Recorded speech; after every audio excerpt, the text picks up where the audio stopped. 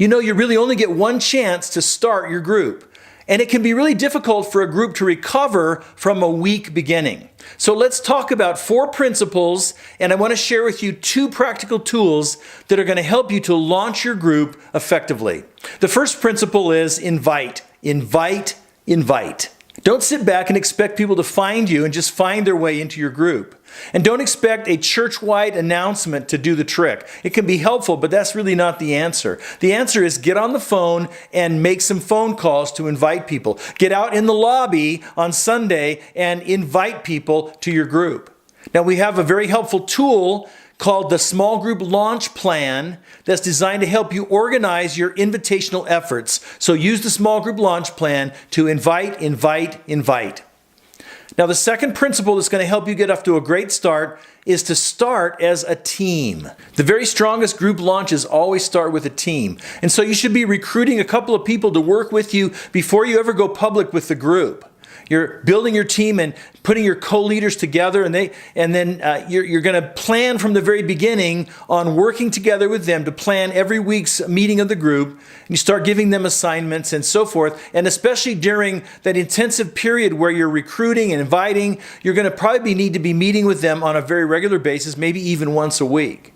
Now, the people that you recruit to be your co-leaders don't have to be fully formed leaders already, but you need to plan on helping them co-lead and giving them responsibility. Now, it might start with just something small. But you're going to give them opportunities where they can begin to develop their skills and their experience. Start with something small or something that they're willing to be involved in and go from there. And then we encourage you to take them through some training like small group training or mentor training to help them grow. Now, there's some real advantages to starting out with a team from the very time that you launch your group. First of all, in a team, they're going to have some strengths and perspectives that you don't have by yourself. So you have a diversity of strengths that's going to help you to lead better. And then it gives you a greater pool of people to draw from in your invitation, because everybody on the leadership team is going to know some more people. And then finally, as you lead as a team, it's going to help you to model the quality kind of relational dynamics and relational environment you want to create in your group. So we really strongly encourage, don't start until you have a team.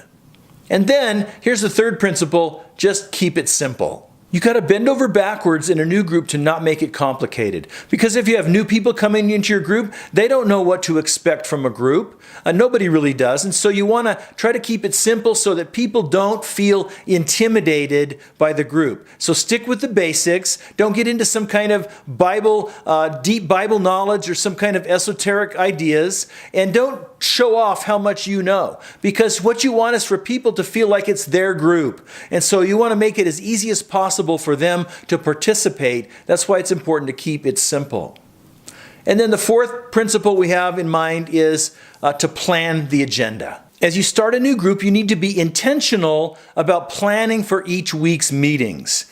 And so you're going to spend some time thinking about how much time you want to give to each of the elements of the group. A certain amount of time for people to fellowship and chit-chat, a certain amount of time for the discussion, some time for prayer if you choose to do that, some time to have some planning once in a while. And so set up a rough schedule. You don't have to keep it to the minute, but you want to stay on track, on time. One of the biggest ways to burn people who are new to a group and to invite them to not come back is to abuse their time. And the tool that we have to help you do this is called the Group Schedule Planner. Take a look at the Group Schedule Planner and be intentional about planning your group. Because if you do that, if you're prepared, it's going to help increase your own confidence, and it's going to help the group be more confident in you as well.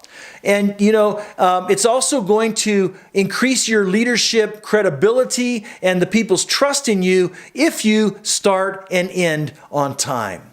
And so be sure to plan the agenda for your group's meetings week in, week out. And that's something you can do with your team. And so if you want to start your group off strong, you have every opportunity to do that. Just invite, build a team, keep it simple, plan the agenda. If you put these 4 principles into practice and use these simple worksheets that we provide, you're going to have a great launch to your small group.